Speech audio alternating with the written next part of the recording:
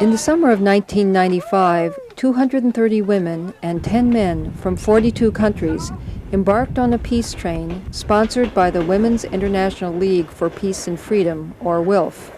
Starting in Helsinki, Finland, the train stopped in 7 cities on its way to the UN Fourth World Conference on Women in Beijing, China.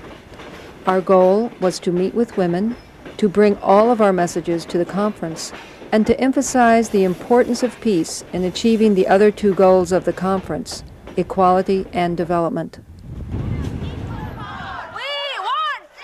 So finally the peace train arrived at the largest international women's gathering in history. For many who came, it was the experience of a lifetime. Many of us made the peace tent our home.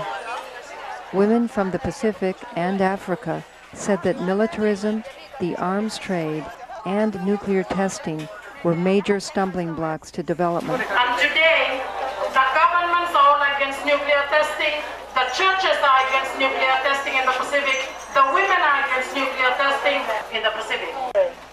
The 21st century is still clean. Nobody has muddied up or violated the history of the 21st century. The 20th century is the most violent century that we can remember. An extraordinary violence where humankind, mankind, has the audacity to drop genocidal weapons not once, but twice on Hiroshima and Nagasaki. No more testing! No more testing! No more testing! No more! And it doesn't just kill people once, but it leaves its radioactive fallout and kills people for generations afterwards. No women were in on the decision to drop that bomb. Until women become 50% of the action at every single level of society, I don't believe we are going to have peace. What do we want? Food rights! When do we want it? Now! What do we want? And we really have entered a new political economic era. An era which is on the one hand called the era of free trade, but on the ground everywhere people are struggling against a new totalitarianism that this free trade is about.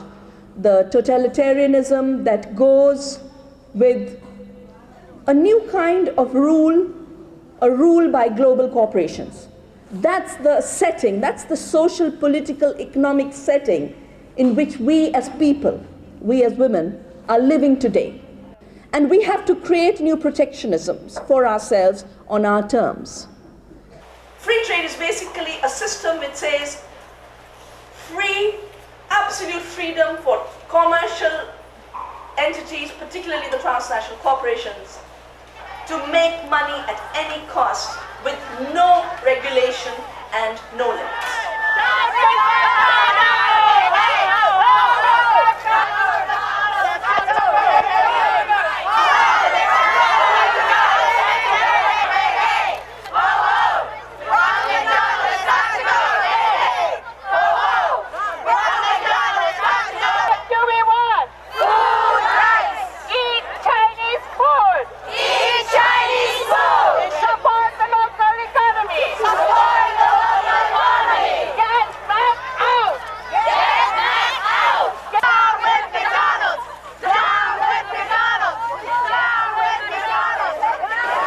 Right with McDonald's. Right like that.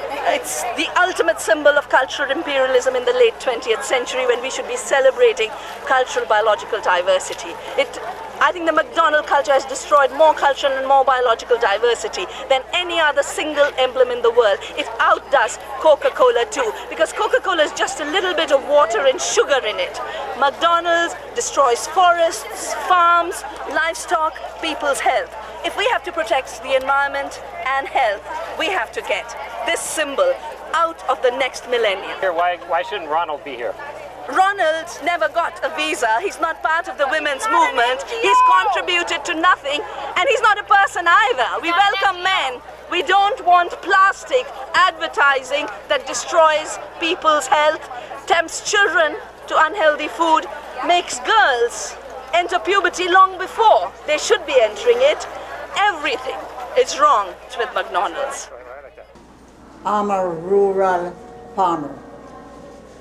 And I want to say that we as ladies are links of chains around this global world.